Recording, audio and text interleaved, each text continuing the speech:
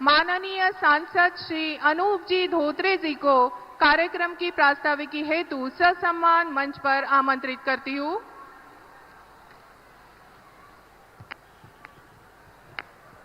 छत्रपति शिवाजी महाराज की जय श्री राम।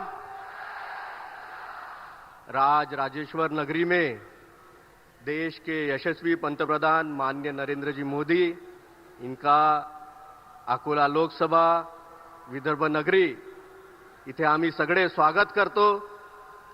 माननीय मोदी जी, 2019 में आपने भारत में महाराष्ट्र में हमें आदेश दिया था कि आपको बीजेपी की सरकार लानी है और तभी पांचों के पांच विधायक भारतीय जनता पार्टी महायुति के चुन के आए थे।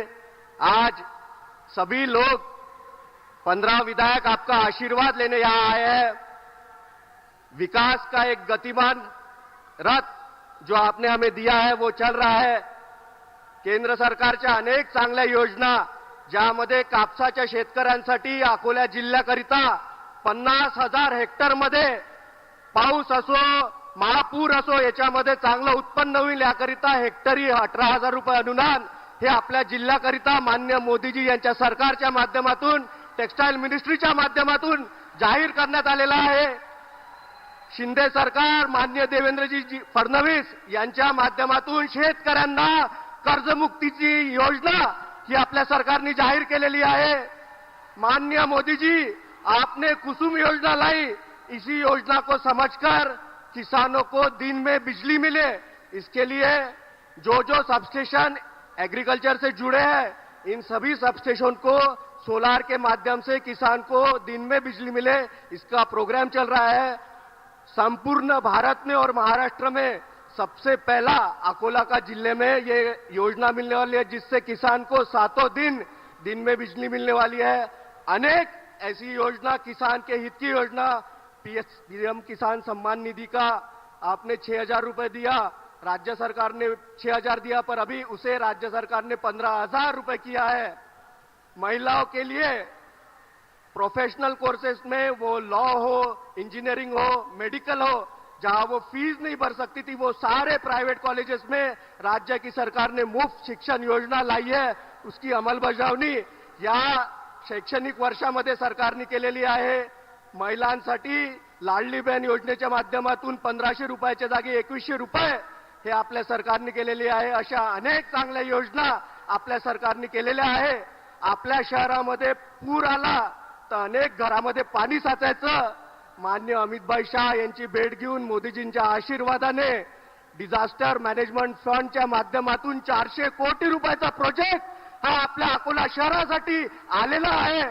अनेक चांगल्या योजना, सांडपाण्याचं पाणी पारसला त्याची प्रक्रिया करून ते पाणी आपण शुद्ध करून आपल्या औष्णिक क्षेत्राकडे त्याचा वापर होणार आहे। रेल्वेच्या माध्यमातून महाराष्ट्रासाठी 1,15,000 करोड रुपयाची निधी ही केंद्र सरकारने दिलेली आहे। या माध्यमातून वंदे भारत सारख्या ट्रेन या सर्वसामान्य लोकांना उपलब्ध होणार आहे। अमृत भारत योजना के माध्यम से हमारे स्टेशन को आपने 300 करोड़ रुपए दिए। जो स्टेशन जहां पे एयरपोर्ट जैसी सुविधा है अभी उपलब्ध होने वाली है, उसका काम चालू हुआ है। हमारा मूर्तिजापुर स्टेशन हो, हमारा बार्शी टाकड़ी का ओवरब्रिज हो, अनेक और जो रेलवे क्रॉसिंग्स है वो सभी रेलवे क्रॉसिंग, अंडरपासेस और रेलवे ओवरब्रिज के माध्यम से पूरे होने वाली है। कहीं पे रेलवे क्रॉसिंग पे किसी को रुकने की समस्या आने वाले समय में रहने वाली नहीं है। माननीय मोदी जी, मैं आपसे विनती करूंगा कि हमारा अकोला का एयरपोर्ट जो अभी उड़ान योजना में बैठा है, सभी नागरिक इसकी राह देख रही है, जल्दी से जल्दी शुरू हो। आपने हमें मार्ग बताया। मैं आपसे सांसद होने के बाद पहली बार मिला तो आपने संजूभाऊ यांची आपण तब्येत विचारली, मला आनंद झाला, माझ्या परिवाराला आणि भारतीय जनता पार्टी महायुतीच्या सगळ्या कार्यकर्त्यांना त्याचा खूप आनंद झाला। आपके आशीर्वाद, जो आपने 10 साल में विकास किया, वो विकास हम आने वाले 5 महायुति के विधायक, आपल्या विदर्भातील सगळे आमदार आणि महाराष्ट्रातील सगळे आमदार सरकार यांच्या माध्यमातून जास्तीत जास्त केंद्राचा निधी आणून आपल्या महाराष्ट्राला चांगल्यात चांगला प्रगतिशील राज्य करू, एक नंबरचा राज्य करू, एवढे आपल्या सगळ्यांना मान्य मोदीजी यांच्याकडून आशीर्वाद मागतो. जय हिंद, जय महाराष्ट्र.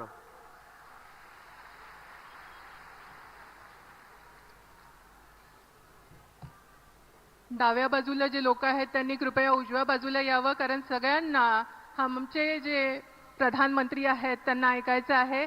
आप सभी की प्रतीक्षा अभी खत्म होने वाली है, इसलिए जो लोग खड़े हैं कृपया वो आराम से आके बैठ जाए और आराम से हमें आदरणीय हमारे प्रधानमंत्री जी को सुनना है.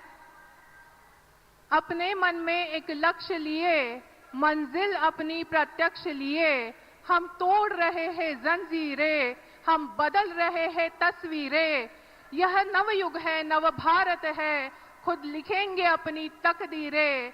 हम निकल पड़े हैं प्रण करके, अपना तन मन अर्पण करके. जिद है एक सूर्य उगाना है, अंबर से ऊंचा जाना है.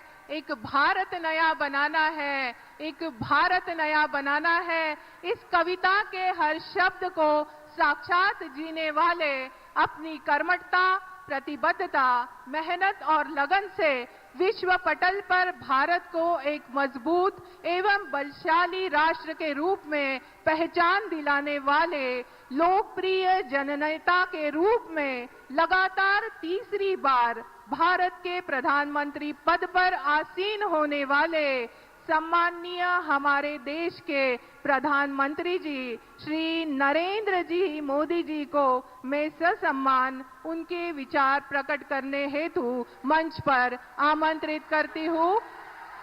कृपया लोग सब यहाँ पे आ जाए. बाई ओर के लोग दाई ओर आ जाए, बाई ओर के लोग दाई ओर आ जाए. भारत माता की, भारत माता की, भारत माता की. जय भवानी, जय भवानी. अकोल्यातील माझ्या सर्व बंधू आणि भगिनींना माझा नमस्कार. भगवान राजराजेश्वर बरसी टाकलीची कालिका देवी, अकोटचे नंदिकेश्वर, बालापूरची बालादेवी, पातूरची रेणुका देवी, काटेपूर्णाची ढगादेवी यांना मी कोटी कोटी वंदन करतो. मैं संत गजानन महाराज जी को शीश झुकाकर नमन करता हूं. विदर्भ का आशीर्वाद हमेशा मेरे लिए खास रहा है. अब एक बार फिर मैं विधानसभा चुनाव में महायुति के लिए आपसे आशीर्वाद मांगने आया हूं.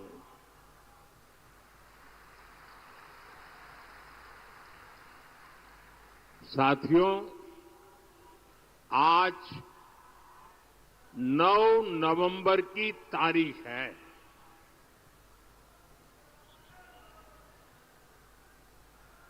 और ये 9 नवंबर की तारीख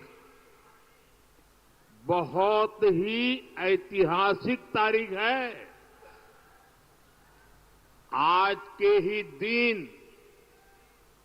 2019 में देश की सर्वोच्च अदालत ने राम मंदिर पर फैसला दिया था.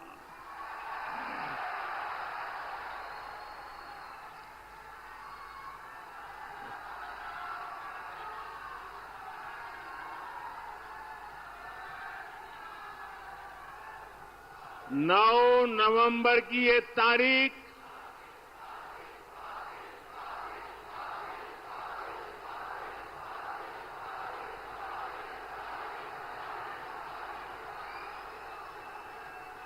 जय श्री राम.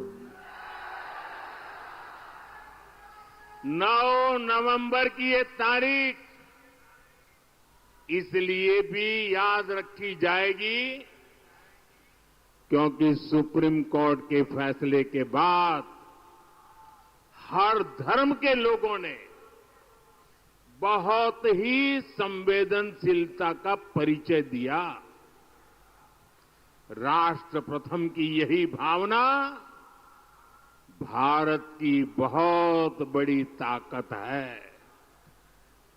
साथियों, 2014 से 2024 ये 10 वर्ष महाराष्ट्र ने बीजेपी को लगातार दिल खोलकर आशीर्वाद दिया है। बीजेपी के ऊपर महाराष्ट्र के इस भरोसे की वजह भी है। इसकी वजह है महाराष्ट्र के लोगों की देशभक्ति।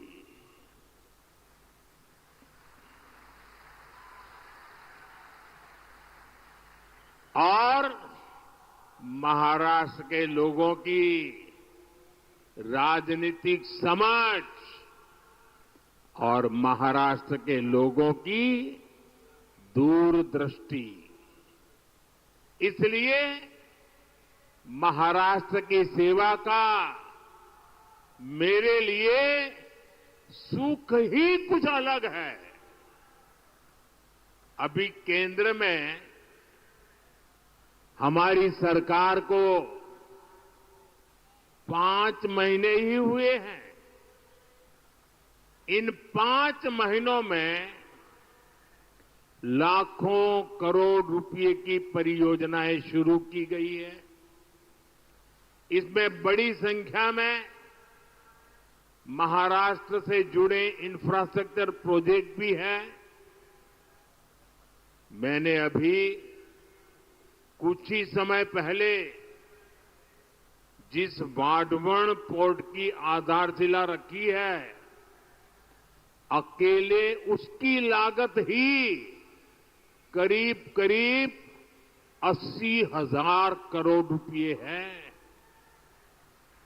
और महाराष्ट्र में बनने वाला ये पोर्ट हिंदुस्तान का सबसे बड़ा पोर्ट बनने वाला है। आज हिंदुस्तान के सभी बंदरगाह की कुल ताकत जो है, उससे डबल ताकत अकेले ये महाराष्ट्र में वाढवण में बनने वाले नए बंदरगाह की होने वाली है। पिछले 2 कार्यकाल में मोदी ने गरीबों को 4 करोड़ पक्के घर बनाकर दिए हैं। आप बताएंगे कितने? कितने? जरा जोर से बोलिए। ये 4 करोड़ घर आंकड़ा बहुत बड़ा है। इतना ही नहीं, उस समय जो लक्ष्य था वो पूरा कर दिया, लेकिन बाद में कुछ राज्यों ने, मुख्यमंत्रियों ने चिट्ठी लिखी कि परिवार बड़े हो रहे हैं, नए लोग परिवार के अलग अलग घरों में रहने जा रहे हैं, हमारे इलाके में कुछ और घरों की जरूरत है। हमने ये बात मान करके अब गरीबों के लिए 3 करोड़ नए घर बनाने शुरुआत कर दी है। और इससे महाराष्ट्र के भी लाखों गरीबों को पक्के घर का सपना पूरा होगा। अब आप मुझे बताइए, ये जिन लोगों को पक्के घर मिल रहे हैं, वो आशीर्वाद देंगे कि नहीं देंगे? जरा बोलिए ना, आशीर्वाद देंगे कि नहीं देंगे? ये पवित्र काम करने से पुण्य मिलता है कि नहीं मिलता है? ये पुण्य किसको मिलेगा? ये पुण्य किसको मिलेगा? अरे पूरी ताकत से बताओ भाई, पुण्य किसको मिलेगा? मोदी को नहीं, ये पुण्य आपको मिलेगा, क्योंकि आपके एक वोट ने मोदी को गरीबों के लिए घर बनाने का मौका दिया है, और इसलिए पुण्य के अधिकारी आप हैं। अच्छा, मेरा एक काम करोगे? अकोला के लोग जरा पूरी ताकत से बताओ, मेरा एक काम करोगे? शाबाश, बड़ा जोर है भाई। अच्छा, एक काम करना, अभी आप चुनाव में गांव-गांव जाएंगे, घर-घर जाएंगे, लोगों को मिलेंगे, और कहीं जाते हुए आपको नजर आए कि कोई परिवार अभी भी झोपड़ी में रह रहा है, कोई परिवार अभी भी कच्चे घर में रह रहा है, तो उसका नाम पता लिख करके मुझे भेज दीजिए, और उसको बता दीजिए कि मोदी जी ने मुझे भेजा है, तुझे पक्का घर मिलेगा, ये वादा करके आओगे मेरी तरफ से? देखिए, मेरे लिए आप ही मोदी हैं, तो वादा कर दोगे? आप वादा करके आइए, मैं वादा पूरा कर दूंगा।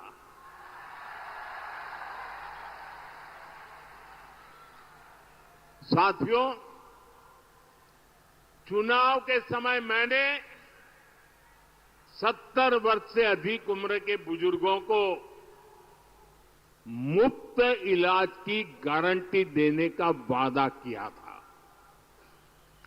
हमारी सरकार ने सीनियर सिटीजन्स, बुजुर्गों की सेवा के लिए ये योजना लॉन्च कर दी है। 70 साल से ऊपर के बुजुर्गों को वय वंदना आयुष्मान कार्ड मिलने शुरू हो गए हैं। सबका साथ, सबका विकास की भावना के साथ ही इस योजना का लाभ हर वर्ग, हर समाज, हर धर्म के बुजुर्गों को मिलेगा। आपके परिवार में भी जो 70 साल के ऊपर के हैं, उनकी बीमारी के खर्च की चिंता आप मत करना, उनका ये बेटा करेगा। साथियों, कांग्रेस और अघाड़ी वालों ने महाराष्ट्र के लोगों की जिस मांग को दशकों तक पूरा नहीं होने दिया, मोदी ने वो भी पूरा कर दिया। बताऊं क्या बात की है हमने? बताओ। हमें मराठी को अभिजात भाषा का दर्जा देने का सौभाग्य मिला है। मराठी को वो सम्मान मिला है जिससे पूरे महाराष्ट्र का गौरव जुड़ा है। केंद्र में एनडीए सरकार तेज गति से चल रही है। उतनी ही तेज गति वाली महायुति सरकार मुझे फिर से यहां महाराष्ट्र में चाहिए, और इसलिए मैं आज आपके पास आशीर्वाद मांगने आया हूं। मिलेगा ना? पक्का मिलेगा ना? हर बूथ में से मिलेगा, हर गांव से मिलेगा, हर मोहल्ले से मिलेगा। और इसलिए पूरे महाराष्ट्र में आज आज गूंज रहा है, भाजपा महायुती आहे तर गती आहे, महाराष्ट्राची प्रगती आहे. साथियों, महायुति सरकार के अगले 5 वर्ष कैसे होंगे, इसकी एक झलक महायुति के वचननामे में भी दिख रही है. महिलाओं की सुरक्षा और महिलाओं के लिए अवसर, माझी लाड़की बहन योजना का विस्तार,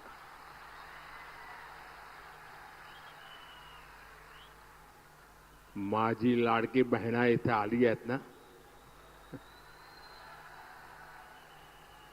युवाओं के लाखों रोजगार, विकास के बड़े बड़े काम, महायुति सरकार महाराष्ट्र के विकास को डबल स्पीड से आगे बढ़ाएगी.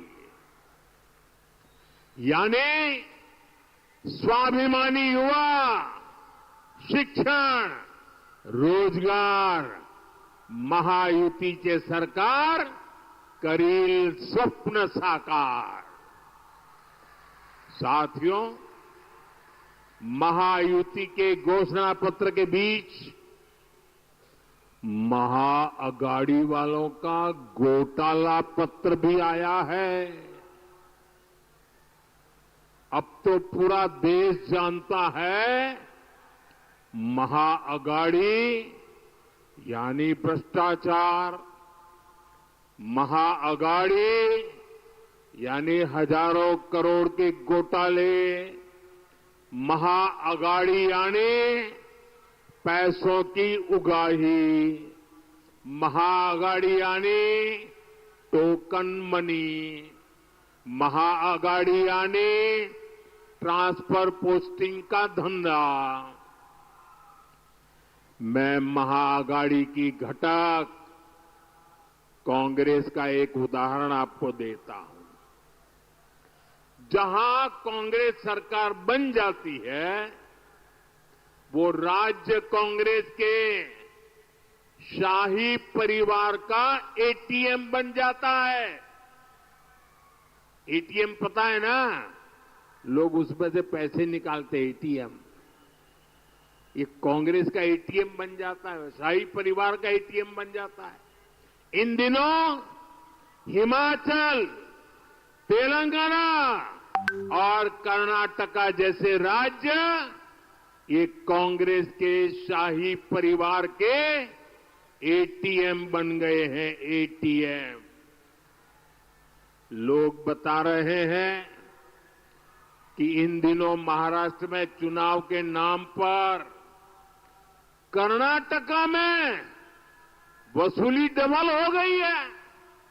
चुनाव महाराष्ट्र में, वसूली डबल हो रही है कर्नाटका में, तेलंगाना में. आरोप है कि कर्नाटका में इन लोगों ने शराब के दुकानदारों से 700 करोड़ रुपए की वसूली कराई है. आप कल्पना कर सकते हैं, जो कांग्रेस पार्टी घोटाले करके चुनाव लड़ रही हो, वो चुनाव जीतने के बाद कितने घोटाले करेगी. हमें महाराष्ट्र में बहुत सावधान रहना है. हम महाराष्ट्र को महाअगाड़ी के महाघोटालेबाजों का एटीएम नहीं बनने देंगे. साथियों, हमारे अकोला को कपास के उत्पादन के लिए जाना जाता है.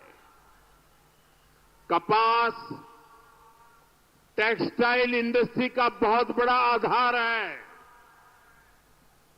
लेकिन हमारे कपास किसान को दशकों तक इन संभावनाओं का लाभ नहीं मिला. ये हालात अब बदल रहे हैं। कपास किसानों की आय बढ़े, इसके लिए उद्योग और इंफ्रास्ट्रक्चर दोनों को बढ़ावा दिया जा रहा है।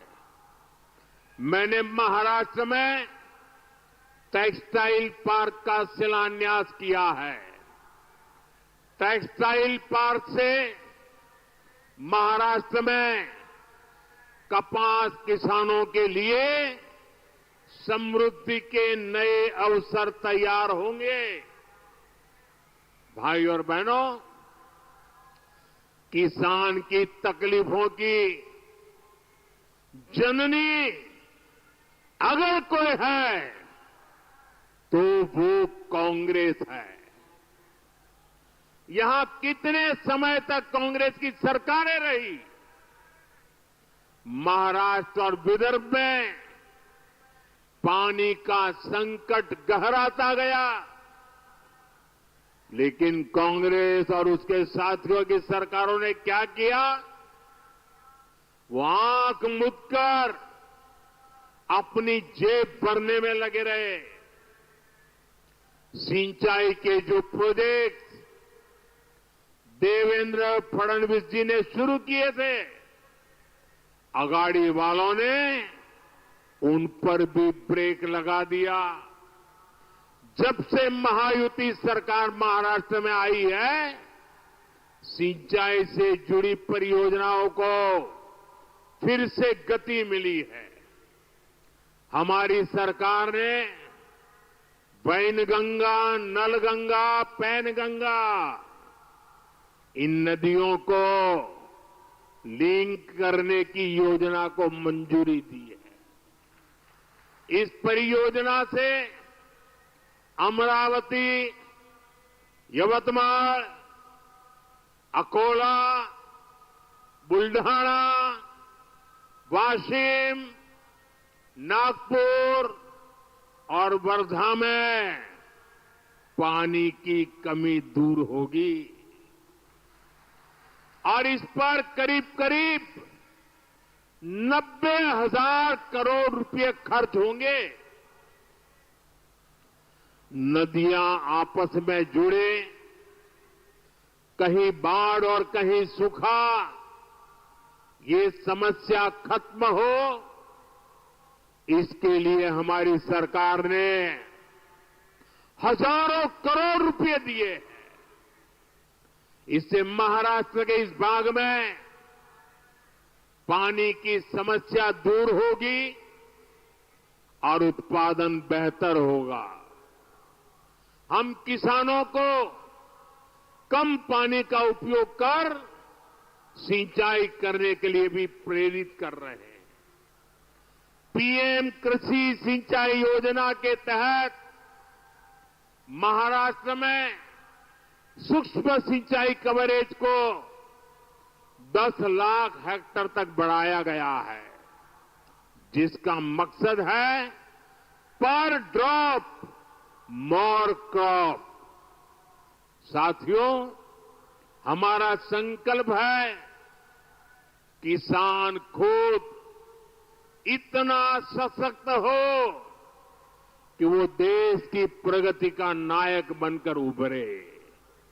इसलिए हम किसान की आय बढ़ा रहे हैं और खर्चे कम कर रहे हैं। हमने पीएम किसान सम्मान निधि शुरू की। महायुति सरकार ने उसमें अपना भी सहयोग किया। इसका परिणाम है कि महाराष्ट्र के किसानों को सालाना 12,000 रुपये मिल रहे हैं। कपास और सोयाबीन किसान को अलग से 5-5 हजार रुपये अतिरिक्त दिए जा रहे हैं। हम किसानों को फसल के नुकसान से बचाने के लिए फसल बीमा योजना लेकर आए हैं। अगले 5 वर्षों में इन नीतियों का और व्यापक असर दिखेगा। साथियों, कांग्रेस पार्टी जानती है देश जितना कमजोर होगा कांग्रेस उतनी मजबूत होगी और जब कांग्रेस मजबूत होगी तो देश मजबूर हो जाएगा। इसलिए कांग्रेस क्या करती है, पिछले 75 साल का इतिहास देख लीजिए, उनके तौर तरीके, उसके सबूत ढूंढने के लिए कहीं जाने की जरूरत नहीं है, अगल बगल में मिल जाएंगे। कांग्रेस क्या करती है, अलग अलग जातियों को लड़ाना, यही कांग्रेस की फितरत है। आजादी के बाद से ही कांग्रेस ने कभी शेड्यूल कास्ट समाज को, हमारे दलित समाज को, हमारे एससी समाज को एकजुट नहीं होने दिया। कांग्रेस ने हमारे जनजातीय समूह, हमारे आदिवासी समाज, हमारे एसटी समाज को भी अलग अलग जातियों में बांट कर रखा। कांग्रेस ने ओबीसी नाम सुनते ही कांग्रेस चिढ़ जाती है और ओबीसी समाज की भी अलग से पहचान न बने, इसलिए कांग्रेस ने भांति भांति के खेल खेले हैं। कांग्रेस चाहती है एससी समाज की अलग अलग जातियां आपस में ही लड़ती रहे, झगड़ा करती रहे। वो जानती है एससी समाज की अलग अलग जातियां आपस में झगड़ती रहेगी तो उनकी आवाज बिखर जाएगी, उनका वोट बिखर जाएगा और ऐसा होते ही कांग्रेस के लिए सरकार में आने का रास्ता बन जाएगा। इसलिए यहां चर्मकार जाति को कांग्रेस मांग जाति से लड़ाना चाहती है। कांग्रेस मातंग को महार जाति से, बुरड़ जाति को वाल्मीकि जाति से, कैकाड़ी को खटीक जाति से और मोची जाति को कांग्रेस और जातियों से लड़ाना चाहती है। जब आप एससी के तौर पर एकजुट नहीं रहेंगे, अपनी ही अलग अलग जातियों में बंटकर झगड़ा करेंगे तो कांग्रेस इसका फायदा उठाएगी। कांग्रेस एससी समाज के अधिकार उनसे छीन लेगी, एससी को कमजोर करके सरकार बना लेगी। यही उसकी चाल है, यही उसका चरित्र है। इसलिए आपको कांग्रेस की इस खतरनाक साजिश से सावधान रहना है। आपको याद रखना है, एक है तो सेफ है, एक है तो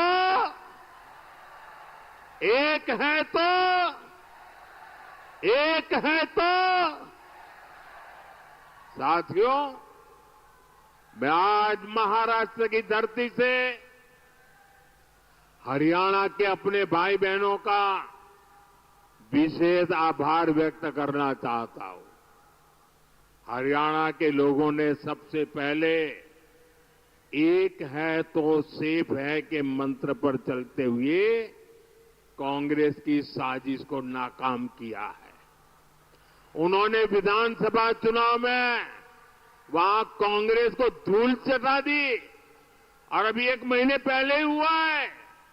वहां के लोग भूले नहीं हैं कि कैसे कांग्रेस सरकार के समय दलितों के खिलाफ बड़े बड़े दंगे हुए थे। उन दंगों में दलितों को बेरहमी से मारा गया था और कांग्रेस दलितों को मारने वालों के साथ खड़ी थी। यही कांग्रेस और उसके साथियों का असली चेहरा है। साथियों, कांग्रेस ने बाबा साहब आंबेडकर के साथ जो किया, जो आज कर रही है, वो भी सबको जानना जरूरी है। नेहरू जी से लेकर आज तक कांग्रेस के शीर्ष परिवार ने बाबा साहब आंबेडकर को बार बार अपमानित किया है। कांग्रेस के समय बाबा साहब आंबेडकर के किसी भी बड़े काम का श्रेय कभी भी बाबा साहब को देने नहीं दिया। आज देखिए, जो बड़े बड़े डैम हैं, बड़ी बड़ी नदी जल परियोजनाएं हैं, इसमें सबसे बड़ी भूमिका जब बाबा साहब केंद्र में मंत्री थे, बाबा साहब आंबेडकर की रही।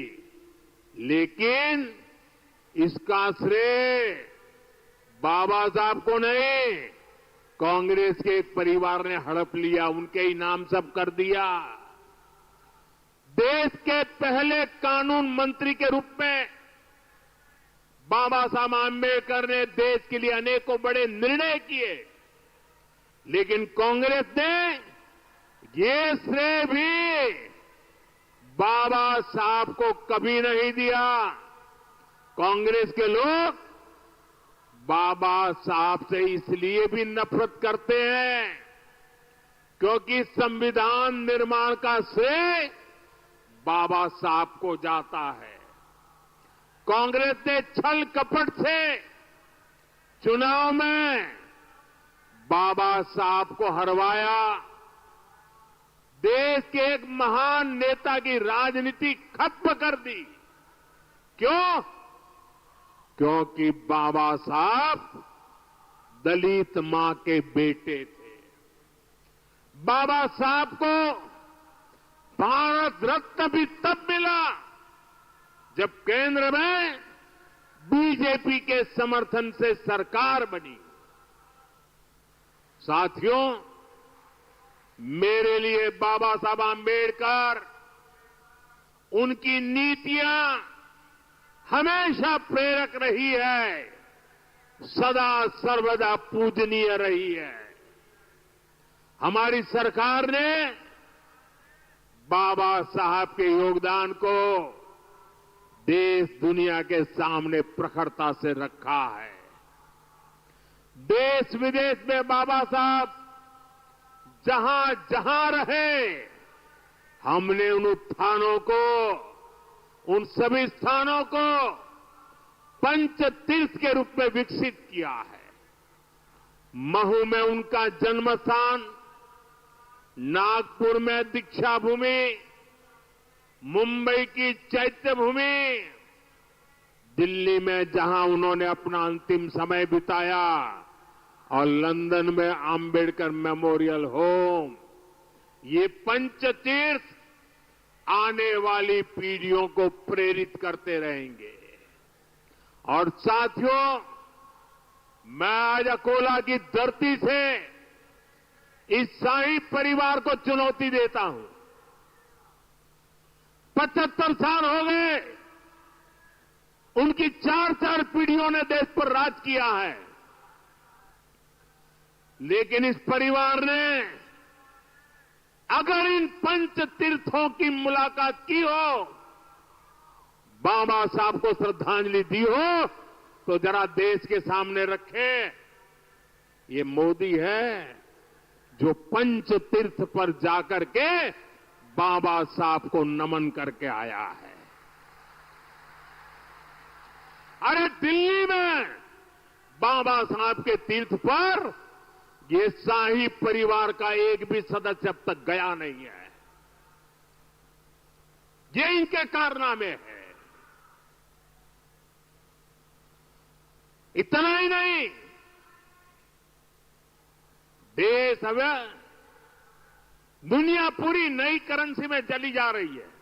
एक जमाना था चमड़े की नोटें हुआ करती थी, उसके पहले कभी पत्थर की हुआ करती थी, बाद में कभी तांबे की करेंसी होती थी, यानी अलग अलग प्रकार की होती थी। फिर कागज की करेंसी आई, अब डिजिटल करेंसी चल रही है, यूपीआई। अपने मोबाइल से पेमेंट लो, मोबाइल से पैसे दो।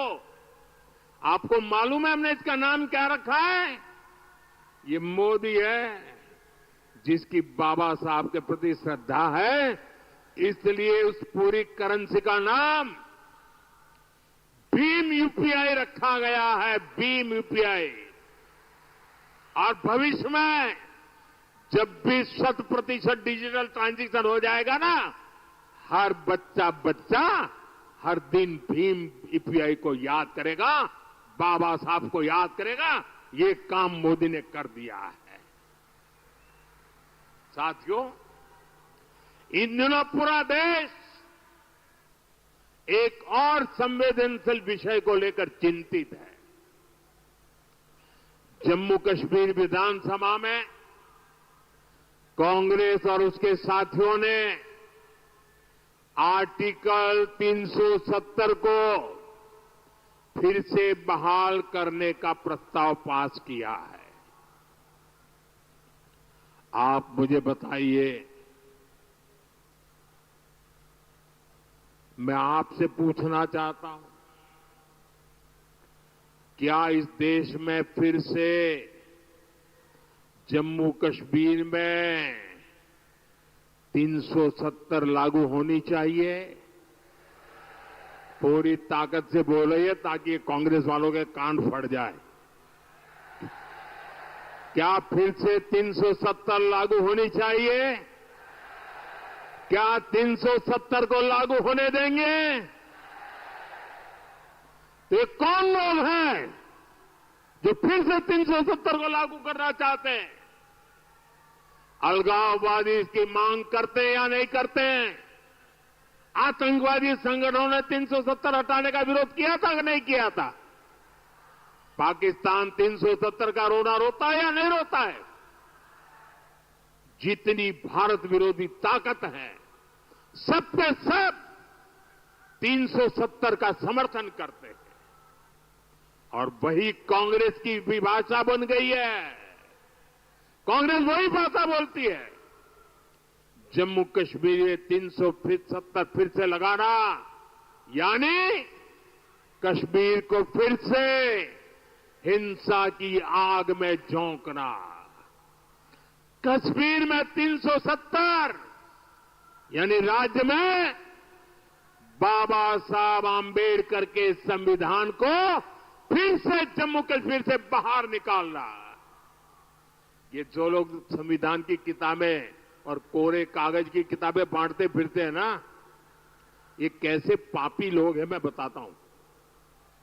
और हम सब की आंखों में कितनी धूल झोंकी उन्होंने देशवासियों की आंखों में। बाबा साहब आंबेडकर के संविधान की बातें करते हैं। 75 साल तक इस देश में 2 संविधान चलते थे।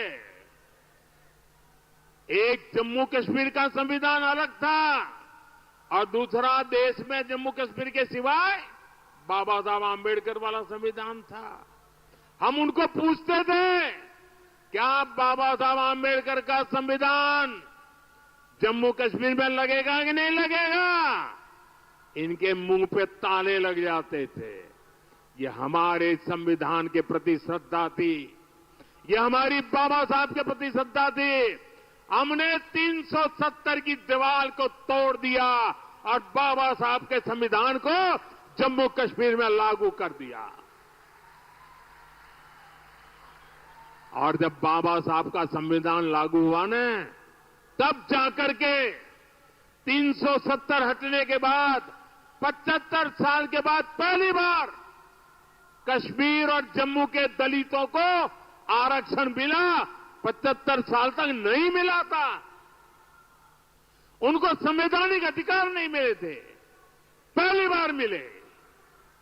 कांग्रेस फिर से कश्मीर को दशकों पीछे धकेलना चाहती।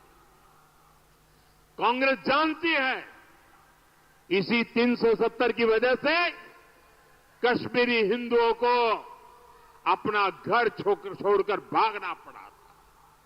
ये जम्मू कश्मीर के दलितों और पिछड़ों का अधिकार छीनना चाहती है और यहां महाराष्ट्र में आकर दलितों पिछड़ों से वोट भी मांग रहे हैं। साथियों, 20 नवंबर को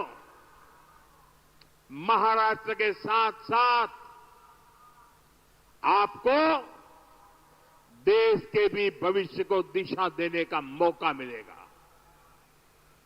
आपको विकास को चुनना है, आपको शांति को समर्थन देना है, आपको सुरक्षा को चुनना है। मेरा आग्रह है, आप महायुति के सभी उम्मीदवारों को भारी बहुमत से जिताइए। हम मिलकर समृद्ध महाराष्ट्र और विकसित भारत का सपना पूरा करेंगे। आप यहां इतनी बड़ी तादाद में आए और मैं देख रहा था, मैं यहां बोल रहा था, वहां पूरा एक भीड़ की भीड़ चली आ रही अभी भी। ये प्यार, ये आशीर्वाद, और मैंने कल 2 रैली देखी, आज तीसरी रैली देख रहा हूं। कोई सर्वे वर्वे काम नहीं आने वाला, ये विजय का विश्वास नजर आ रहा है।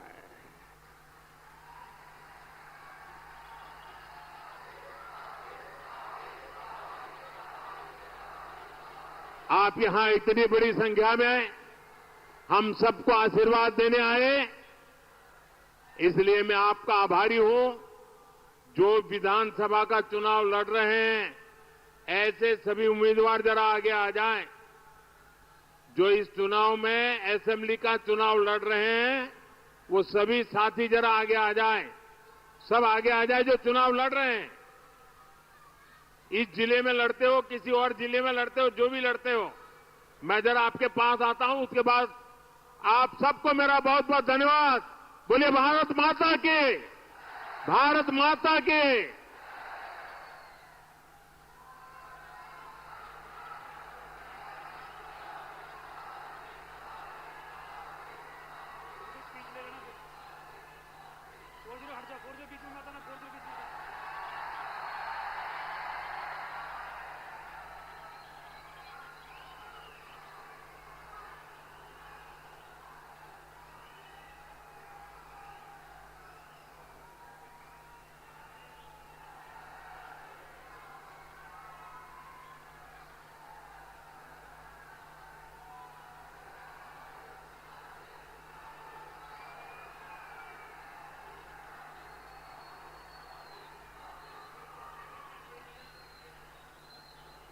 इस ओजपूर्ण वक्तव्य के बाद कुछ भी कहने को शेष नहीं रह जाता है। मैं आगे के सूत्र सौंपती हूँ आदरणीय सिद्धार्थ जी शर्मा जी को और अपनी वाणी को विराम देती हूँ। मैं डॉक्टर पूनम मानकरपी से अपनी वाणी को यह विराम देती हूँ।